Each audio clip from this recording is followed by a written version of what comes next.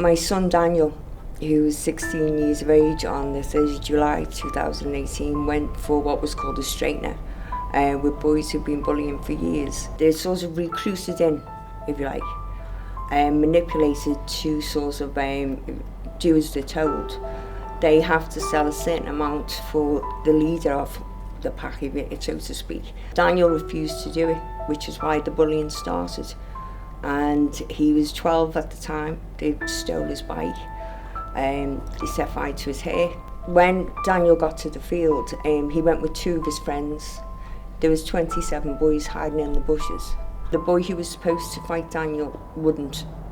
So the fight went off, Daniel beat him, and Owen stabbed him in his femoral artery. He stabbed him here on top of his groin there. It went right through, 7 inches long. It caused catastrophic damage at the back.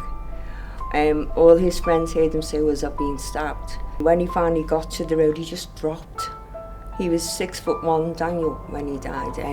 People were going past, thought he was drunk on the floor because he was so big. A lady come and got me. She just grabbed me by the hand as I opened the door and said, your son's been stabbed. When I got there, I seen Daniel's other friend. His top was off, covered in blood. He had the nurse to wrap it around Daniel's leg and pull it tight. Unfortunately, again, the blood, all I could see was blood everywhere. It was horrific. One of our committee members, her name is Joanne Rowan, she, the fingers inside the wound, was trying to stop the flow of blood. I had hold of his hand. I knew then, to be honest with you, his whole face went white. It was, you know, your lips, they were white then when I got there. And just seeing the colour drain out of his face, it was horrible. He was cold, he was clammy. He said, "Mum, I just want to go to sleep." 35 minutes it took for the police and the ambulance to arrive. By then his veins had collapsed. And then when Daniel's dad arrived, I was attacked by his father.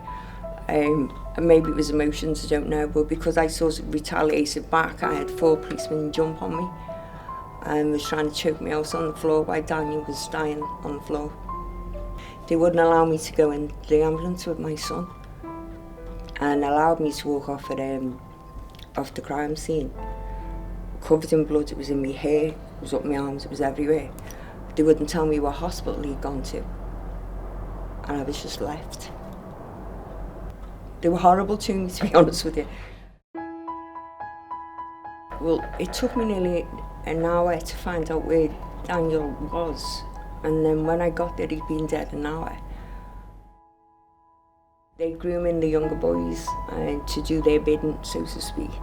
And if the boys lose anything, they have to then replace it. So they start carrying knives. I've always said, a knife is not an accessory to go with your North Face. It isn't.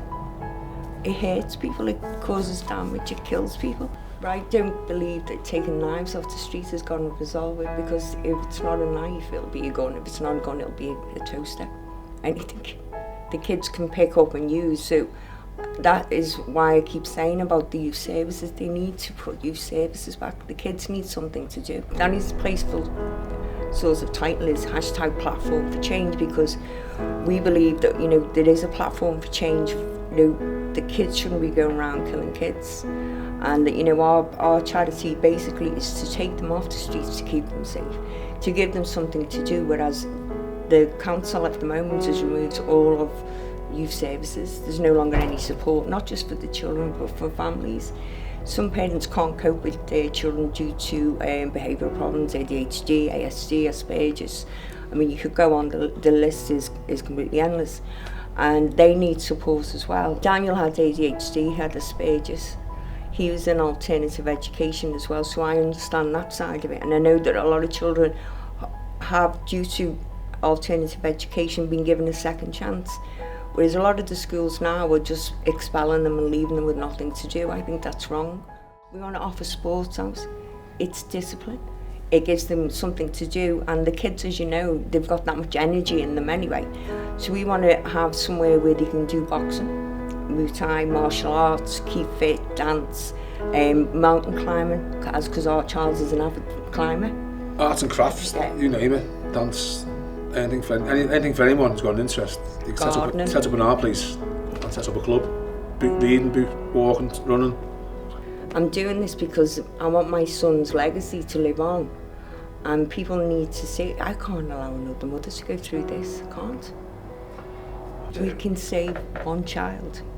I'm happy with that.